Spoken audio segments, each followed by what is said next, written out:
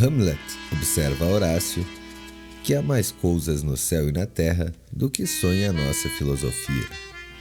Era a mesma explicação que dava a bela Rita ao moço Camilo, numa sexta-feira de novembro de 1869, quando este ria dela por ter ido na véspera consultar uma cartomante. A diferença é que o fazia por outras palavras. Digas um Conto apresenta de Machado de Assis A Cartomante, publicada originalmente na Gazeta de Notícias do Rio de Janeiro em novembro de 1884.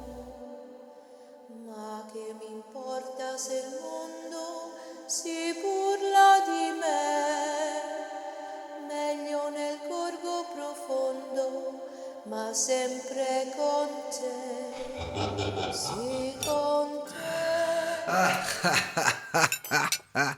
Ria! Ria! Os homens são assim? Não acreditam em nada. Pois saiba que fui. E que ela adivinhou o motivo da consulta antes mesmo que eu lhe dissesse o que era.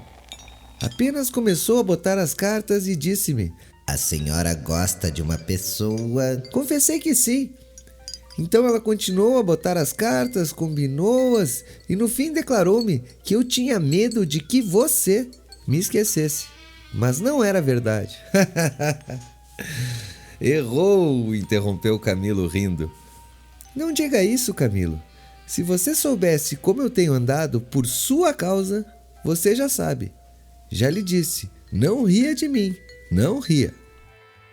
Camilo pegou-lhe nas mãos e olhou para ela sério e fixo. Jurou que lhe queria muito e que seus sustos pareciam de criança. Em todo caso, quando tivesse algum receio, a melhor cartomante era ele mesmo. Depois repreendeu-a. Disse-lhe que era imprudente andar por essas casas. Vilela podia sabê-lo e depois... Qual saber? Tive muita cautela ao entrar na casa. Onde é a casa? Aqui perto, na Rua da Guarda Velha. Não passava ninguém nessa ocasião. Descansa, eu não sou maluca. Camilo riu outra vez. Tu crês deveras nessas coisas? Perguntou-lhe. Foi então que ela, sem saber que traduzia Hamlet em vulgar, disse-lhe que havia muita coisa misteriosa e verdadeira neste mundo. Se ele não acreditava, paciência, mas o certo é que a cartomante adivinhara tudo. Que mais? A prova é que ela agora estava tranquila e satisfeita. Cuido que ele ia falar, mas reprimiu-se. Não queria arrancar-lhe as ilusões. Também ele, em criança e ainda depois, foi supersticioso. Teve um arsenal inteiro de crendices que a mãe lhe incutiu e que aos 20 anos desapareceram. No dia em que deixou cair toda essa vegetação parasita e que ficou só o tronco da religião, ele, como tivesse recebido da mãe ambos os ensinos, envolveu-os na mesma dúvida e logo depois em uma só negação total. Camilo não acreditava em nada. Por quê? Não poderia dizê-lo, não possuía um só argumento, limitava-se a negar tudo. E digo mal, porque negar é ainda afirmar, e ele não formulava a incredulidade. Diante do mistério, contentou-se em levantar os ombros e foi andando. Separaram-se contentes, ele ainda mais que ela. Rita estava certa de ser amada. Camilo não só o estava, mas via estremecer e arriscar-se por ele, correr às cartomantes, e por mais que a repreendesse, não podia deixar de sentir-se lisonjeado. A casa de encontro era na antiga Rua dos Barbonos, onde morava uma comprovinciana de Rita. Ela desceu pela Rua das Mangueiras na direção de Botafogo, onde residia. Camilo desceu pela da Guarda Velha, olhando de passagem para a casa da cartomante. Vilela, Camilo e Rita, 3 nomes, uma aventura e nenhuma explicação das origens. Vamos a ela.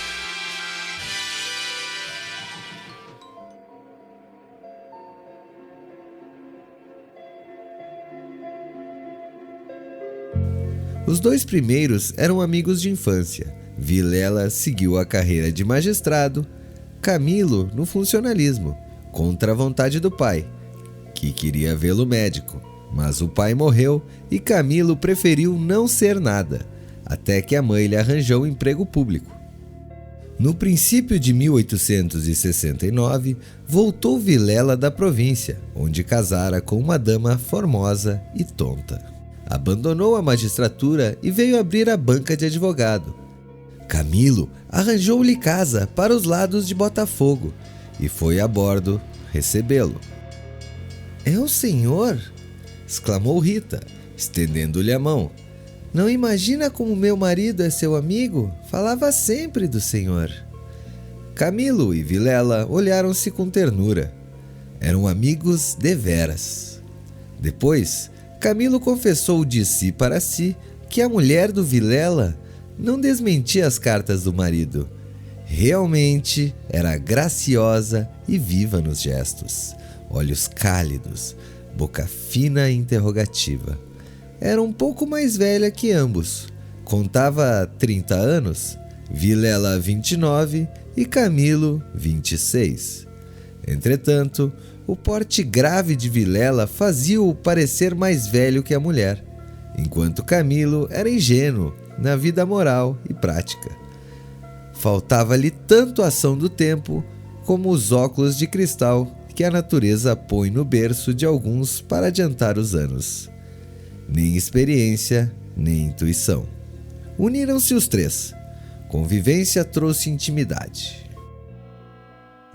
Pouco depois, morreu a mãe de Camilo, e nesse desastre que o foi, os dois mostraram-se grandes amigos dele. Vilela cuidou do enterro, dos sufrágios e do inventário. Rita tratou especialmente do coração. E ninguém o faria melhor. Como daí chegaram ao amor, não o soube ele nunca. A verdade é que se gostava de passar as horas ao lado dela. Era sua enfermeira moral, quase uma irmã, mas principalmente era mulher e bonita. Odor de feminina. Eis o que ele aspirava nela e em volta dela para incorporá-lo em si próprio. Liam os mesmos livros, iam juntos ao teatro e passeios. Camilo ensinou-lhe as damas e o xadrez e jogavam às noites, ela mal. Ele, para ser agradável, um pouco menos mal. Até aí as coisas. Agora, a ação da pessoa. Os olhos teimosos de Rita, que procuravam muita vez os dele, que os consultavam antes de fazer ao marido. As mãos frias, as atitudes insólitas. Um dia, fazendo ele anos, recebeu de Vilela uma rica bengala de presente e de Rita apenas um cartão com um vulgar cumprimento a lápis. E foi então que ele pôde ler no próprio coração. Não conseguia arrancar os olhos do bilhetinho. Palavras vulgares, mas há vulgaridades sublimes, ou pelo menos deleitosas. A velha caleça de praça, em que pela primeira vez passeaste com a mulher amada, fechadinhos ambos, vale o carro de Apolo. Assim é o homem, assim são as coisas que o cercam. Camilo quis sinceramente fugir, mas já não pôde. Rita, como uma serpente, foi se acercando dele, envolvendo-o todo. Fez-lhe estalar os ossos num espasmo e pingou-lhe o veneno na boca. Ele ficou atordoado e subjugado. Vexame, sustos, remorsos, desejos, tudo sentiu de mistura, mas a batalha foi curta e a vitória delirante. Adeus, escrúpulos. Não tardou para que o sapato se acomodasse ao pé, e aí foram ambos estrada fora, braços dados, pisando folgadamente por cima de ervas e pedregulhos, sem padecer nada mais de que algumas saudades quando estavam ausentes um do outro. A confiança e estima de Vilela continuavam a ser as mesmas. Um dia, porém, recebeu Camilo uma carta anônima que lhe chamava imoral e pérfido. e dizia que a aventura era sabida de todos. Camilo teve medo e, para desviar as suspeitas, começou a rarear as visitas à casa de Vilela. Este notou-lhe as ausências. Camilo respondeu que o motivo era uma paixão frívola de rapaz. Candura gerou astúcia. As ausências prolongaram-se e as visitas cessaram-se inteiramente. Pode ser que entrasse também nisso um pouco de amor próprio, uma intenção de diminuir os obséquios do marido para tornar menos dura a aleivosia do ato.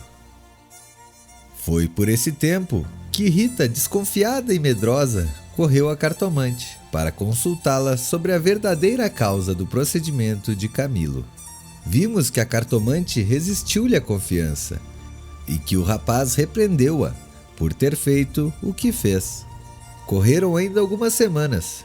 Camilo recebeu mais 2 ou 3 cartas anônimas tão apaixonadas que não podiam ser advertência da virtude, mas despeito de algum pretendente. Tal foi a opinião de Rita, que, por outras palavras mal compostas, formulou este pensamento: a virtude é preguiçosa e avara, não gasta tempo nem papel.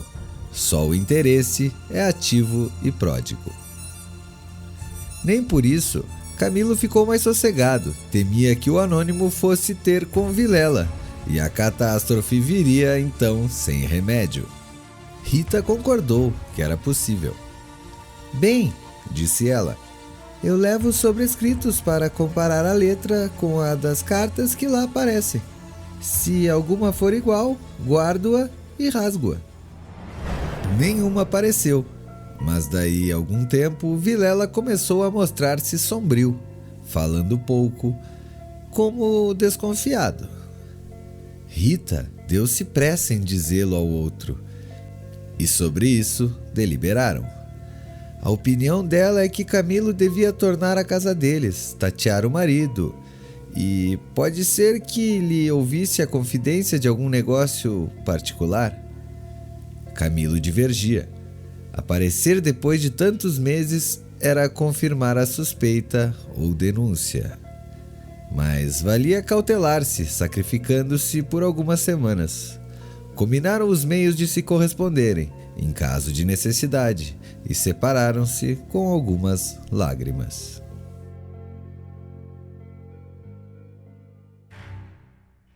No dia seguinte, estando na repartição, recebeu Camilo este bilhete de Vilela. Vem já, à nossa casa. Preciso falar-te sem demora. Era mais de meio-dia. Camilo saiu logo. Na rua, advertiu que teria sido mais natural chamá-lo ao escritório. Por que em casa? Tudo indicava matéria especial. E a letra, fosse realidade ou ilusão, afigurou-se-lhe trêmula. Ele combinou todas essas coisas com as notícias da véspera. Vem já à nossa casa. Preciso falar-te sem demora. Repetia ele com os olhos no papel. Imaginariamente, viu a ponta da orelha de um drama. Rita subjugada e lacrimosa. Vilela indignado, pegando da pena e escrevendo-lhe o bilhete, certo de que ele acudiria, esperando para matá-lo. Camilo estremeceu, tinha medo. Depois sorriu amarelo. Em todo caso, repugnava-lhe a ideia de recuar e foi andando. De caminho, lembrou-se de ir à casa. Podia achar algum recado de Rita que lhe explicasse tudo. Não achou nada, nem ninguém. Voltou à rua e a ideia de estarem descobertos parecia-lhe cada vez mais verossímil. Era natural que a denúncia anônima, até a própria pessoa que ameaçasse antes, podia ver que Vilela conhecesse agora tudo. A mesma suspensão das vítimas, sem motivo aparente, apenas com um pretexto fútil, viria a confirmar o resto. Camilo ia andando inquieto e nervoso. Não relia o bilhete, mas as palavras estavam decoradas diante dos olhos, fixas ou então, o que era ainda pior, eram-lhe murmuradas ao ouvido, com a própria voz de Vilela. Vem já já à nossa casa, preciso falar-te sem demora. Ditas assim pela voz do outro, tinha um tom de mistério e ameaça. Vem já já? Para quê? Era perto de 1h da tarde. A comoção crescia de minuto em minuto. Tanto imaginou o que iria se passar que chegou a crê-lo e vê-lo. Positivamente tinha medo. Entrou a cogitar em ir armado, considerando que se nada houvesse, nada perdia e a precaução era útil. Logo depois, rejeitava a ideia, vexado de si mesmo, e seguia, picando o passo, na direção do Largo da Carioca para entrar num tilbury. Chegou, entrou e mandou seguir a trote largo. Quanto antes, melhor, pensou ele. Não posso estar assim. Mas o mesmo trote do cavalo veio agravar-lhe a comoção. O tempo voava e ele não tardaria a entestar com o perigo. Quase no fim da Rua da Guarda Velha, o tilbury teve de parar. A rua estava atravancada com uma carroça que caíra. Camilo, em si mesmo, estimou o obstáculo e esperou. No fim de 5 minutos, reparou que ao lado, à esquerda, ao pé do tilbury, ficava a casa da cartomante, a quem Rita consultara uma vez, e nunca ele desejou tanto crer na lição das cartas. Olhou, viu as janelas fechadas, quando todas as outras estavam abertas e pejadas de curiosos do incidente da rua. Dir-se-ia a moradora do indiferente destino. Camilo reclinou-se no tilbury para não ver nada. A agitação dele era grande, extraordinária, e do fundo das camadas morais emergiam alguns fantasmas de outro tempo. As velhas crenças, as superstições antigas. O cocheiro propôs-lhe voltar à primeira travessa e ir por outro caminho. Ele respondeu que não, que esperasse. Inclinava para fitar a casa. Depois fez um gesto incrédulo. Era a ideia de ouvir a cartomante que lhe passava de longe, muito longe, com vastas asas cinzentas. Desapareceu, reapareceu e tornou a esvair-se no cérebro. Mas daí pouco moveu outra vez as asas mais perto, fazendo uns giros concêntricos. Na rua, gritavam os homens, safando a carroça. Anda, agora! Urra! Vá, vá! Daí a pouco estaria removido o obstáculo. Camilo fechava os olhos, pensava em outras coisas. Mas a voz do marido sussurrava-lhe às orelhas as palavras da carta. Vem já, já! E ele via as condições do drama e temia. A casa olhava para ele. As pernas queriam descer e entrar.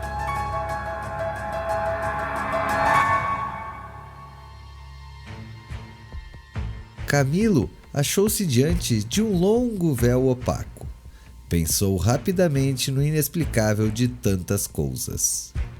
A voz da mãe repetia-lhe numa porção de casos extraordinários, e a mesma frase do príncipe da Dinamarca reboava-lhe dentro. Há mais coisas no céu e na terra do que sonha a filosofia. Que perdia ele se... Deu por si na calçada, ao pé da porta. Disse ao cocheiro que esperasse e rápido enfiou pelo corredor e subia a escada. A luz era pouca, os degraus comidos dos pés, o corrimão pegajoso. Mas ele não viu, nem sentiu nada. Trepou e bateu. Não aparecendo ninguém, teve a ideia de descer, mas era tarde. A curiosidade fustigava-lhe o sangue. As fontes latejavam-lhe. Ele tornou a bater 1, 2, 3 pancadas. Veio uma mulher. Era a cartomante. Camilo disse que ia consultá-la. Ela fê-lo entrar. Dali subiram ao sótão, por uma escada ainda pior que a primeira e mais escura. Em cima havia uma salinha mal alumiada por uma janela que dava para o telhado dos fundos. Velhos trastes, paredes sombrias, um ar de pobreza que antes aumentavam do que destruía o prestígio. A cartomante fê-lo sentar diante da mesa e sentou-se do lado oposto, com as costas para a janela, de maneira que pouca luz de fora batia em cheio no rosto de Camilo. Abriu uma gaveta e tirou um baralho de cartas compridas enxovalhadas. Enquanto as embaralhava, rapidamente olhava para ele, não de rosto, mas por baixo dos olhos. Era uma mulher de 40 anos, italiana, morena e magra, com olhos sonsos e agudos. Voltou 3 cartas sobre a mesa e disse-lhe: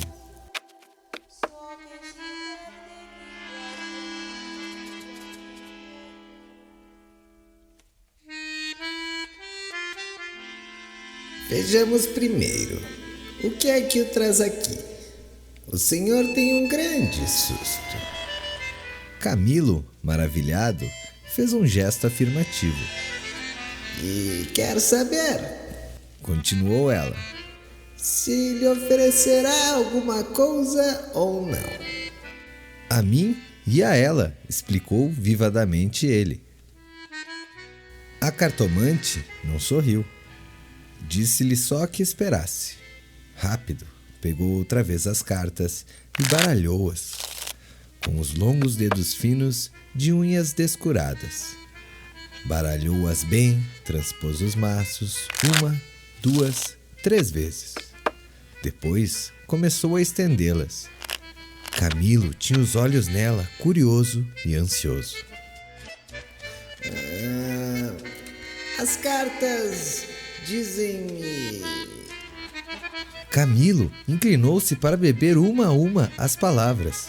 Então ela declarou-lhe que não tivesse medo de nada. Nada aconteceria, nem a um, nem a outro. Ele, o terceiro, ignorava tudo. Não obstante, era indispensável muita cautela. Ferviam invejas e despeito. Falou-lhe do amor que os ligava, da beleza de Rita. Camilo estava deslumbrado. A cartomante acabou, recolheu as cartas e fechou-lhes na gaveta. A senhora restituiu-me a paz ao espírito, disse ele, estendendo a mão por cima da mesa e apertando a da cartomante. Esta levantou-se rindo. Vá, Disse ela, vá, ragazzo innamorato. e de pé, com o dedo indicador, tocou-lhe na testa. Camilo estremeceu, como se fosse a mão da própria Sibila, e levantou-se também. A cartomante foi à cômoda, sobre a qual estava um prato com passas. Tirou um cacho destas, começou a despencá-las e comê-las, mostrando 2 fileiras de dentes que desmentiam as unhas. Nessa mesma ação comum, a mulher tinha um ar particular. Camilo, ansioso por sair, não sabia como pagasse, ignorava o preço. Passas custam dinheiro, disse ele afinal, tirando a carteira. Quantas quer mandar buscar? Pergunte ao seu coração. Respondeu ela. Camilo tirou uma nota de 10.000 réis e deu-lhe. Os olhos da cartomante fuzilaram. O preço usual eram 2.000 réis. Vejo bem que o senhor gosta muito dela. E faz bem. Ela gosta muito do senhor. Vá, vá, tranquilo. Olha a escada. Ela é escura. Põe o chapéu. A cartomante já tinha guardado a nota na algibeira e descia com ele, falando com um leve sotaque. Camilo despediu-se dela embaixo e desceu a escada que levava à rua, enquanto a cartomante, alegre com a paga, tornava acima, cantarolando uma barcarola. So che si perde chi guarda Camilo achou o tio Buri esperando. A rua estava livre. Entrou e seguiu a trote largo. Tudo lhe parecia agora melhor. As outras coisas traziam outro aspecto. O céu estava límpido e as caras joviais. Chegou a rir de seus receios, que chamou-o pueris. Recordou os termos da carta de Vilela e reconheceu que eram íntimos e familiares. Onde é que ele lhe descobrira a ameaça? Advertiu também que eram urgentes e fizera mal em demorar-se tanto. Podia ser algum negócio grave e gravíssimo. Vamos, depressa! Repetia ele ao cocheiro. E consigo, para explicar a demora ao amigo, engenhou qualquer coisa. Parece que formou também o plano de aproveitar o incidente para tornar a antiga assiduidade. De volta com os planos, reboavam-lhe na alma as palavras da cartomante. Em verdade, ela adivinhara o objeto da consulta, o estado dele, a existência de um terceiro, porque não adivinharia o resto. O presente que se ignora vale o futuro. Era assim, lentas e contínuas, que as velhas crenças do rapaz iam tornando-o de cima, e o mistério empolgava-o com as unhas de ferro. Às vezes queria rir, e ria de si mesmo, algo vexado. Mas a mulher, as cartas, as palavras secas e afirmativas, a exortação: Vá, vá, ragazzo innamorato. E no fim, ao longe, a bacarola da despedida, lenta e graciosa. Tais eram os elementos recentes que formavam com os antigos uma fé nova e vivaz. A verdade é que o coração ia alegre e impaciente, pensando nas horas felizes de outrora e nas que haviam de vir. Ao passar pela glória, Camilo olhou para o mar, estendeu os olhos para fora, até onde a água e o céu dão um abraço infinito, e teve assim uma sensação de futuro, longo, longo, interminável. Daí a pouco, chegou à casa de Vilela. Apeou-se, empurrou a porta de ferro do jardim e entrou. A casa estava silenciosa. Subiu os 6 degraus de pedra e mal teve tempo de bater. A porta abriu-se e apareceu-lhe Vilela. Desculpe, não pude vir mais cedo, que hã? Vilela não respondeu. Tinha as feições decompostas. Fez-lhe sinal e foram para uma saleta interior. Entrando, Camilo não pôde sufocar um grito de terror. Ao fundo, sobre o canapé, estava Rita, morta e ensanguentada. Vilela pegou-o pela gola e, com 2 tiros de revólver, estirou-o, morto, no chão.